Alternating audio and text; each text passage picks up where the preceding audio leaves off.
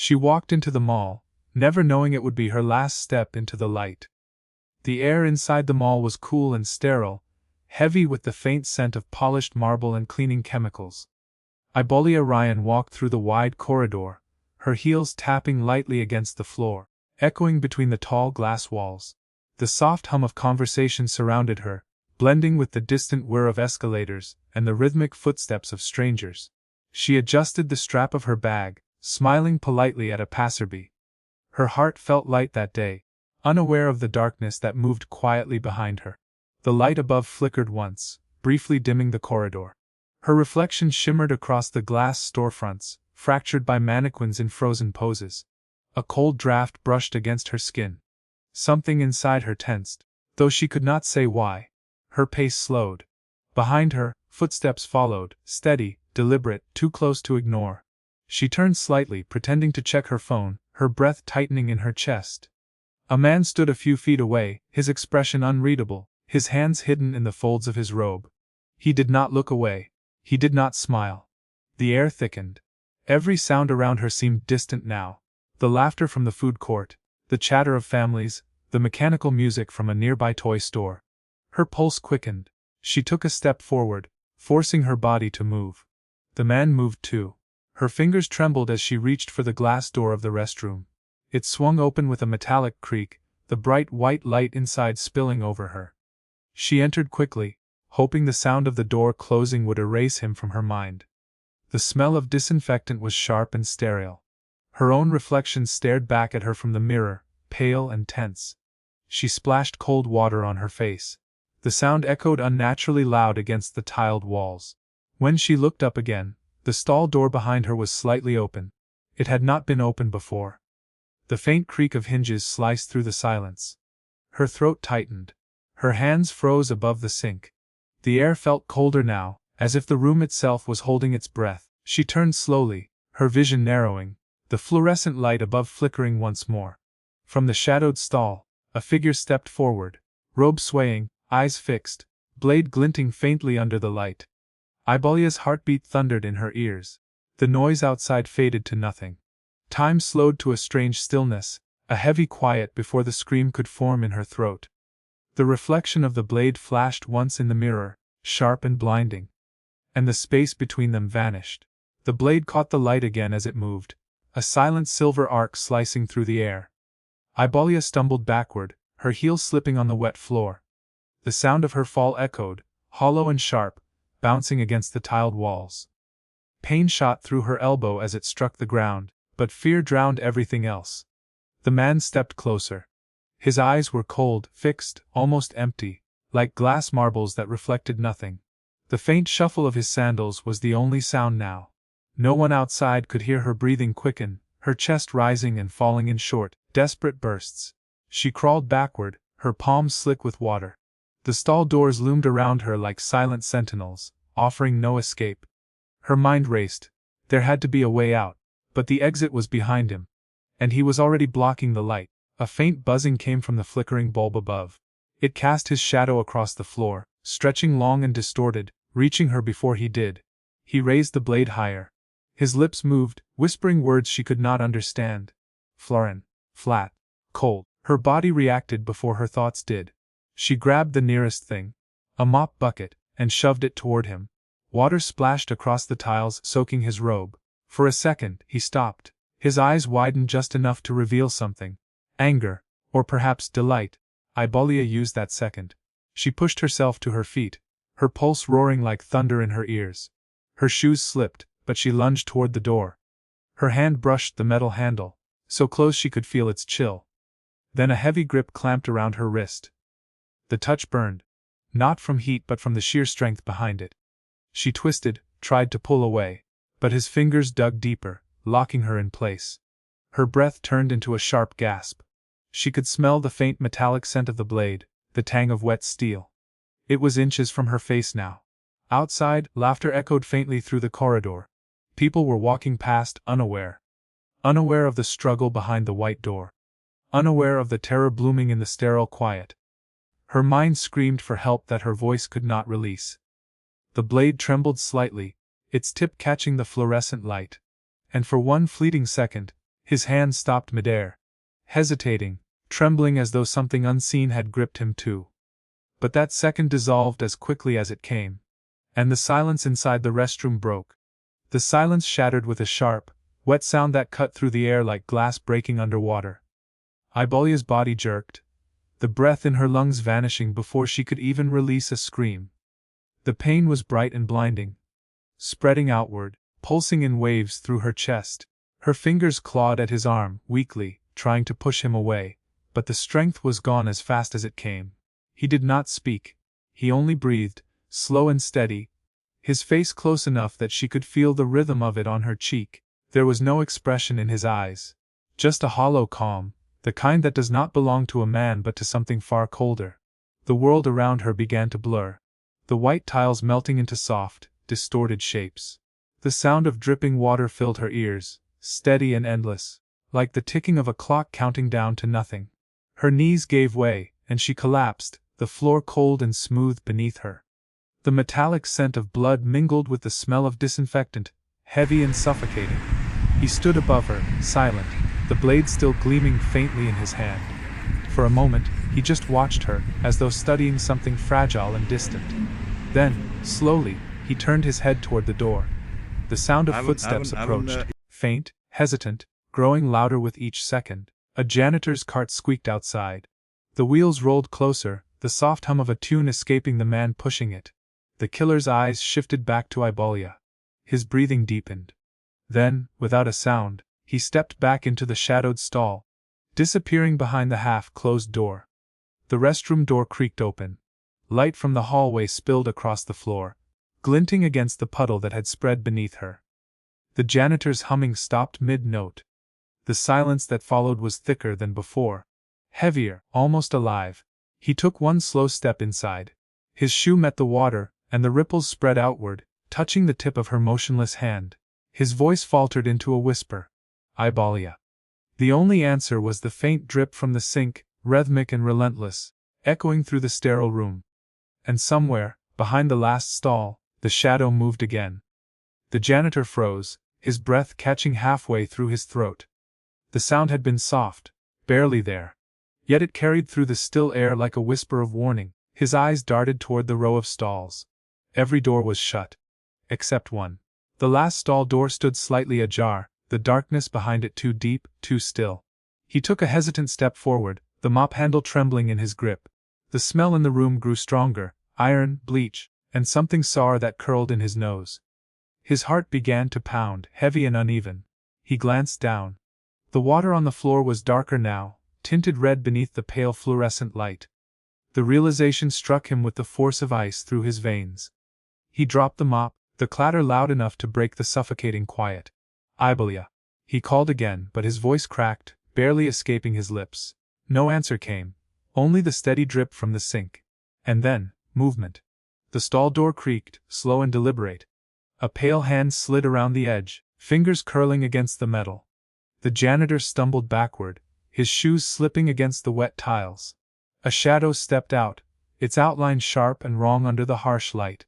The man's robe was soaked through, clinging to his frame, the fabric dripping onto the floor, his head tilted slightly, eyes catching the light with a strange, glassy gleam. He said nothing. Not a word. Only the soft scrape of his sandals followed as he began to move forward. The janitor's pulse roared in his ears. He turned toward the door, his hand slamming against it, fumbling with the handle. It would not open. His palms were slick, his fingers shaking too hard to grip the metal. He looked back just once, and that was enough. The man was closer now. Too close. The blade in his hand glimmered faintly, its surface reflecting the trembling light above. The janitor's mouth opened to scream, but the sound never came. Only the echo of his final breath filled the room. Outside, shoppers still passed by, laughing, talking, unaware of the horror breathing, just beyond the restroom door. And as the sound of footsteps faded once more into the corridors, the mall returned to its calm, mechanical hum, as if nothing at all had happened.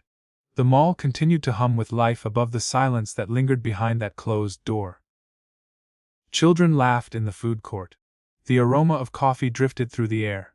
Music from a nearby boutique played softly, bright and careless. No one knew what had just been taken from the world only a few feet away. Inside the restroom, the fluorescent light flickered again, slower this time. The killer stood still, breathing evenly, his reflection broken across the cracked mirror. His robe clung to his body, soaked and heavy. The blade in his hand gleamed with a dull sheen, streaked and trembling slightly in the light. He turned his head toward the sound of the outside world. Muffled voices, a woman laughing. The clink of cups, normal life, separated by nothing more than a thin white door. He tilted his head, as if listening to something else, something deeper beneath the noise. Then, without hurry, he stepped over the fallen mop and the spreading pool on the floor. His sandals made soft, wet sounds with each step. He reached the door, wiped the handle once with the sleeve of his robe, and pulled it open. The light from the hallway poured in, bright and blinding after the harsh white of the restroom. He walked out calmly, merging with the slow stream of people moving past the storefronts. No one turned their head. No one noticed the red drops that trailed faintly behind him, blending with the marble pattern of the floor. A security guard glanced up from his phone, saw nothing unusual, and looked away again. A mother pushed her stroller past him, humming softly to her child. The man's pace never changed. He moved through the crowd with the quiet rhythm of someone who belonged there. At the far end of the corridor, a glass door led out to the open air. He pushed it open, and the sunlight hit his face for the first time. It was warm and golden, the kind of light that makes the world look kind. He lifted his eyes toward it, expressionless. Then he smiled. Just once, small, fleeting, almost human. And the door closed softly behind him. Outside, the city stretched wide beneath the afternoon sun, gleaming and alive. Cars moved in a steady rhythm along the busy street. People crossed sidewalks with shopping bags, laughter, and the easy comfort of safety. The killer blended among them as though he had always been there. His robe, once soaked, was drying fast in the heat. Each step carried him farther from the mall, farther from the silent horror sealed behind the restroom door. He passed a group of teenagers taking selfies near a fountain. One of them glanced at him briefly, then looked away, uninterested. The sound of water splashing against marble filled the open plaza. It was the same sound that had echoed inside the restroom, only softer, gentler. He paused beside the fountain, watching the sunlight ripple across the surface. His reflection shimmered there, distorted, almost unrecognizable. For a moment, he leaned closer, his eyes fixed on the water. A faint tremor passed through his fingers, the first sign of anything human left in him. Then he dipped his hand into the pool, washing away the last trace of red. The water darkened briefly, then cleared again, erasing what it had touched. Behind him, faint sirens began to rise, distant but growing. They blended with the normal city sounds, honking chatter, the rustle of wind through palm trees. He did not look back. Instead, he straightened his robe, adjusted his sleeves, and began walking toward the street. People moved around him, unaware. Some brushed past his shoulder, others smiled absently as they passed. He nodded once to a passerby, his face calm, ordinary. The world continued without pause. A breeze swept through the square, carrying the faint scent of perfume and dust. It tugged lightly at the edge of his robe, as if trying to hold him back. But he kept walking, slow, steady, unhurried. The sirens grew louder now, sharp and urgent, echoing off the buildings. Still, he did not turn. He stepped into the crosswalk just as the light changed, the crowd moving beside him in perfect rhythm. And as he disappeared into the river of people, the mall doors swung open behind him, releasing a single scream that shattered the day. The scream tore through the air, raw and jagged, cutting across the hum of traffic. People near the entrance froze, heads turning toward the sound. A woman dropped her shopping bag, its contents scattering across the ground. Someone shouted for help. Then, the noise spread like wildfire, panic rippling outward from the glass doors. Inside, the security alarms began to wail. Red lights flashed along the ceiling. Shoppers stumbled over one another, trying to understand what had happened, what they had just heard. The crowd thickened, voices rising, footsteps pounding against the marble floor. The killer had already reached the edge of the plaza. He paused once, glancing over his shoulder as the commotion swelled behind him. Sirens wailed closer now, a rising chorus that twisted through the air. But his face remained calm, utterly untouched by the chaos that followed. A police car skidded to a stop near the mall entrance. 2 officers rushed inside, hands on their weapons, their radios crackling. Paramedics followed seconds later, pushing through the growing wall of onlookers. The scent of exhaust, heat, and fear filled the afternoon air. The man stepped into the street. The traffic light flickered from red to green. Engines roared to life around him. He crossed between the cars, weaving through without hesitation, blending deeper into the motion of the city. Behind him, inside the mall, the first officer stopped dead in his tracks at the restroom door. Blood streaked the tiles, pooling beneath the cracked mirror. The janitor's mop lay broken on the floor beside him. And in the corner, motionless and pale, lay Ibolya Ryan. The younger officer swallowed hard, his voice trembling. Who would do this? The older one said nothing. He just stared at the door, still half open, as if expecting someone, or something, to return through it. Outside, the sirens began to fade again. The killer had vanished into the rhythm of the city, his face lost among hundreds. No one remembered the man in the robe. No one noticed the faint trail of wet footprints dissolving into the sunlit pavement. And as the city swallowed him whole, the warm breeze carried a single, fading sound, the echo of laughter, of voices, of life that continued as though nothing had ever happened at all. By early evening, the mall was sealed off with yellow tape fluttering in the fading light. The flashing blue and red of police lights painted the glass walls in uneasy color. Reporters gathered near the barricades, their voices hushed but urgent. The story was already spreading. A woman found dead inside a restroom. They said her name quietly, as if speaking it too loudly might summon the horror again. Detective Farid stepped out of his unmarked car, his tie loose, his face unreadable. He pushed through the crowd, flashing his badge once before ducking under the tape. Inside, the air was cold, the noise dimmed. The mall that had been filled with life hours ago now felt hollow, stripped of warmth. He paused at the restroom door. 2 officers stood guard, their expressions tight. Farid entered without a word. The smell hit him first. Metallic, chemical, sharp. He had smelled it many times before. But it never stopped turning his stomach. The white tiles gleamed under the harsh light. The mirror was fractured, one crack splitting straight through the middle, dividing the reflection into 2 uneven halves. On the floor, the blood had dried in uneven streaks, thin lines leading toward the stalls. The janitor's body had already been covered with a white sheet. Only his hand remained visible, fingers curled slightly as if still gripping something unseen. Farid knelt beside Ibolya's body, studying her face. There was no terror left in her expression, only stillness, almost peaceful. He glanced at the wounds, the angle of the blade, the careful precision. Whoever did this, he thought, was not acting in chaos. This was control. An officer approached quietly, handing him a small evidence bag. Inside it, a piece of fabric, dark, coarse, with a faint scent of incense. Farid held it to the light, his eyes narrowing. It looked like part of a robe. He had seen something like it before, years ago, in a case that had never been solved. Security footage, he asked. The officer hesitated. We checked. Cameras near the restroom were off for nearly 20 minutes. Farid frowned. Power cut. No, sir. Just off. The detective stood slowly, his gaze fixed on the mirror's broken surface. His own reflection stared back, fragmented, uneasy.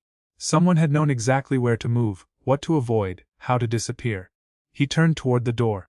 Pull every camera from every entrance. He had to walk in from somewhere. The officer nodded, hurrying off. Farid remained still for a moment longer. The air felt wrong. Too heavy, too deliberate, as if the room itself remembered. He looked once more at the mirror, at the jagged crack splitting his reflection in 2. And for a brief second, he thought he saw movement behind him, a shadow shifting, small, silent, just beyond the last stall. He turned sharply. Nothing. Only the slow drip of water from the sink. But the feeling stayed, crawling cold along his spine. Outside, the mall lights flickered again, one by one, as the night began to settle over the city, and somewhere, in the distance, a man in a robe walked beneath the street lamps. His steps steady, unhurried, carrying with him the silence of the dead. The city had quieted by nightfall. Rain had begun to fall in slow, steady drops, washing the streets clean, hiding the stains that daylight had revealed. Police sirens had faded into memory, replaced by the soft hum of traffic and the whisper of water against glass. Detective Farid stood under the awning outside the mall, the yellow tape fluttering behind him. He watched the rain pool along the curb, his cigarette burning low between his fingers. The killer had vanished, no clear face, no prints, just a shadow slipping out of view. Yet Farid knew he was still here, somewhere, breathing the same air as everyone else. He looked down at the evidence bag in his hand, the scrap of dark fabric, now sealed and marked. Its faint smell of incense lingered, haunting, almost holy. There was something ceremonial about it, something more than rage or madness. A purpose. A ritual. Farid exhaled, the smoke curling upward into the damp air. Cases like this did not end. They only paused, long enough to let the world forget. Then they began again, somewhere else, with a different name and the same silence. Across the street, a man stood beneath a flickering lamppost. His robe was gone now, replaced by a plain gray jacket. His head was bowed, his hands tucked deep into his pockets. To anyone passing by, he was just another man waiting for the rain to stop. For a brief moment, their eyes met across the street. Farid and the stranger. Neither spoke, neither moved. Only the rain fell between them, cold and endless. Then the stranger turned, walking away into the blur of the city lights. His footsteps echoed faintly against the wet pavement, fading until they were part of the rain itself. Farid watched him go, his jaw tightening, a quiet understanding settling behind his tired eyes. He dropped the cigarette and crushed it beneath his shoe. The rain grew heavier, drowning the sound of everything else. He looked once more at the darkened street, then at the sealed doors of the mall behind him. And in that moment, he knew the truth that all detectives eventually learn. That justice is not always found in handcuffs or confession, but sometimes only in the remembering. Farid pulled his coat tighter, turned from the rain, and walked toward the fading lights of the city. Behind him, the mall stood silent and gleaming, its glass walls reflecting the night. A monument to what had happened inside, and a warning of what might still come.